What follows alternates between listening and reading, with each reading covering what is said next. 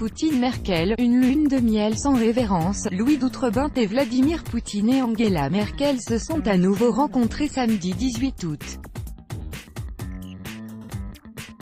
Si la presse française n'a pas jugé bon d'analyser cette réunion au sommet, Sputnik revient sur un événement important pour ces deux pays, mais aussi pour la France.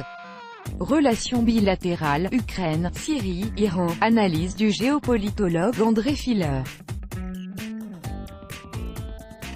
Est-ce le début d'une belle amitié? Après Sotchi en mai et avant une prochaine réunion en octobre, Vladimir Poutine et Angela Merkel se sont retrouvés à Berlin, le 18 août dernier.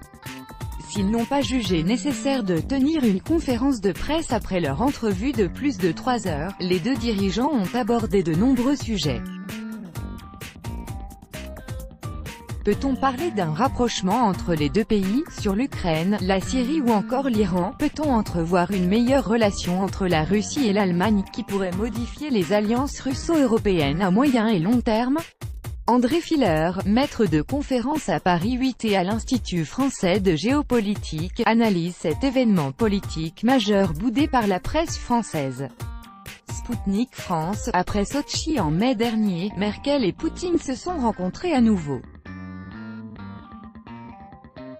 Cette nouvelle réunion marque-t-elle un rapprochement?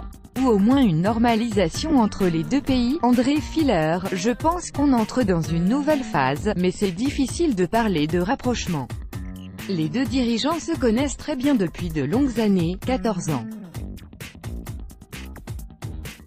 N'oublions pas qu'Angela Merkel et l'Allemagne, notamment de par les compétences linguistiques du président Poutine, ont toujours servi de sorte de caisse de résonance des grands tournants de la politique russe, aussi bien sur le plan national qu'international. Donc, et la communication vers l'extérieur menée par le Kremlin de Vladimir Poutine s'est souvent déroulée depuis ou par l'intermédiaire de l'Allemagne. De plus, on peut constater que Vladimir Poutine, pour son nouveau mandat, veut établir des contacts personnels avec les dirigeants partenaires alors qu'avant, on passait en Russie par des contacts institutionnels, on passait beaucoup par l'entremise de Sergueï Lavrov. Si vous observez ce qu'il s'est passé avec Emmanuel Macron, avec Donald Trump, avec Angela Merkel, mais aussi Benjamin Netanyahou, Xi Jinping, etc., il y a véritablement une tentative d'établir des contacts directs, des contacts individualisés et personnalisés, qui sans doute permettent de faire avancer des dossiers compliqués par des canaux consacrés à travers les instances diplomatiques. Je précise par ailleurs que la réunion, en tête-à-tête, a duré plus de 3 heures, c'est assez exceptionnel. Sputnik France, on constate qu'il n'y a pas eu de grandes annonces. C'est pour cela que la presse française ne s'y est pas attardée. Ou au contraire, c'est dommage parce qu'il y a d'autres choses derrière. André Filler, je trouve que c'est tout à fait dommage. L'absence d'analyse et de sujets évoqués par la presse française alors qu'il y a eu des communiqués officiels des deux côtés, est regrettable, parce que cela marque effectivement quelque chose de très important que j'appellerais une sorte de reconstruction, au moins tactique, de l'axe Paris-Berlin-Moscou, si l'on inscrit cette rencontre dans la lignée de la visite du président Macron en Russie et de ses visites privées au cours de la Coupe du Monde. Non pas que l'on assiste à une résurrection de ce qu'il s'est passé à l'époque de Jacques Chirac et de Gerhard Schröder, qui étaient tous deux des russophiles assumés, mais il y a un rapprochement tactique. De plus, il faut signaler que désormais la Russie ne traite plus avec l'UE, mais choisit véritablement des partenaires incarnés, cette fois-ci au niveau des États et les relations deviennent bilatérales et non pas russo-européennes, comme ce fut le cas au début des années 2000. Ce qui nous fera peut-être aussi réfléchir sur l'avenir de cette Europe, qui désormais, peut-être, a perdu pas mal de son unité originelle. Sputnik France, l'horizon semble donc bien meilleur pour la relation bilatérale entre l'Allemagne et la Russie. Pensez-vous que cela soit un problème pour le leadership français en Europe? A-t-on une nouvelle fois raté le coche ces derniers mois, notamment sur l'Ukraine et sur les sanctions? André Filler, c'est difficile à dire. Mais cela ne m'étonnerait pas que la France, d'un certain point de vue, cède la main à l'Allemagne pour justement faciliter la mise en œuvre de cette amélioration des relations. De toute manière, il me semble que toute alliance interne européenne au niveau des grandes puissances est inconcevable sans un axe tripartite et que c'est aussi une volonté d'isoler la Grande-Bretagne. Les volontés politiques convergent.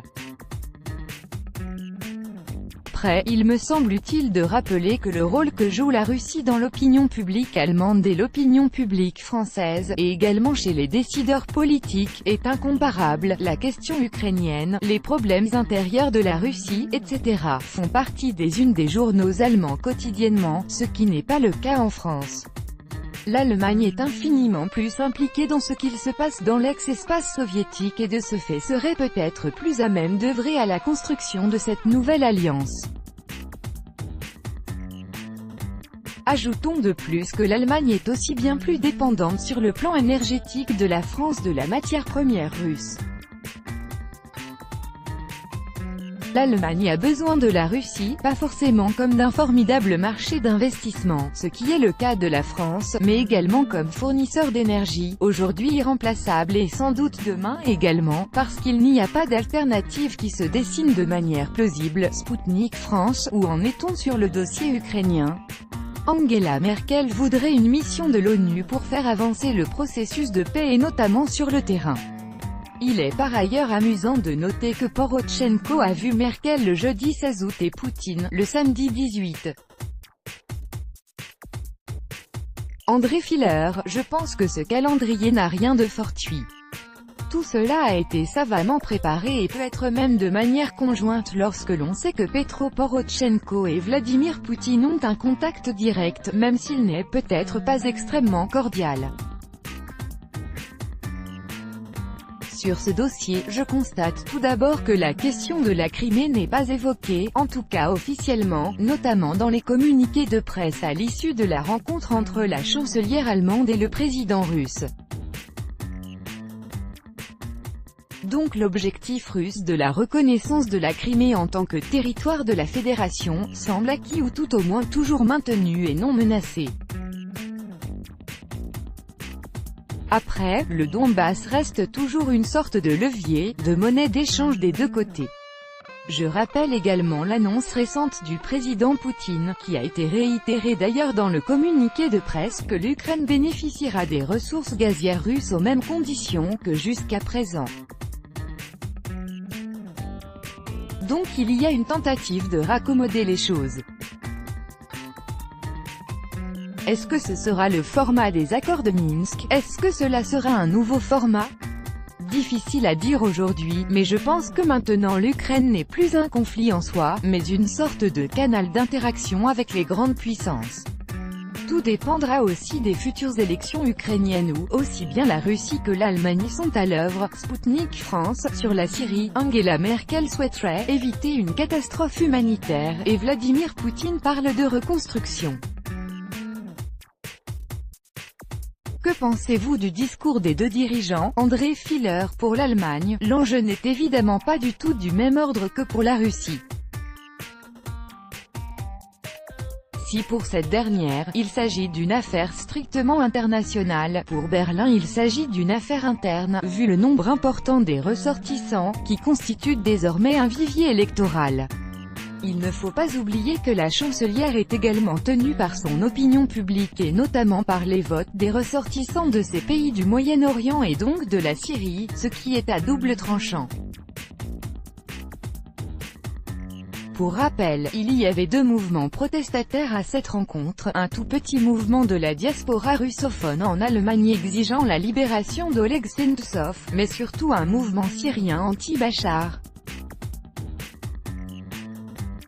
Le facteur syrien, mais finalement de la population issue de l'immigration proche et moyen-orientale, est en Allemagne quelque chose qui me semble tout à fait majeur pour la survie politique de la chancelière, qui est quand même mis en ballottage.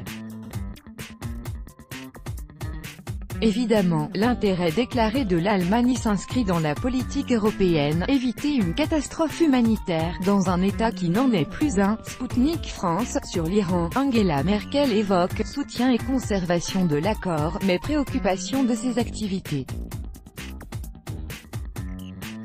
Elle semble, comme Macron et May, faire une nouvelle fois de la rhétorique à ce sujet. Qu'en pensez-vous, André Filler? Tout à fait. Si les autres dirigeants ont un discours assez ferme, l'Europe de son côté a une position plus attentiste que déterminée, que cela soit dans un sens que dans l'autre. Sputnik France, comment réagissez-vous à la polémique qui découle d'une révérence de Karine Knessel, ministre des Affaires étrangères autrichienne devant Vladimir Poutine? André Filler, je pense que c'est une non-affaire. Le mariage est une affaire privée, on invite qui on veut et on se rend à un mariage avec qui on veut. Sur les révérences, en Autriche on est très à cheval sur les formes, la révérence me semble tout à fait de mise dans ce genre de contexte, surtout par la différence d'âge entre l'invité et la mariée. Pour être un peu plus sérieux, il me semble que Vladimir Poutine a fait à nouveau une de ces farces savamment préparées, une sorte de signal. Je ne vois absolument pas d'alliance entre la Russie unie et le FPE, une communauté de destin, mais un signal aux dirigeants centristes de l'Europe et notamment en Allemagne, des sympathies multivectorielles que la Russie peut entretenir.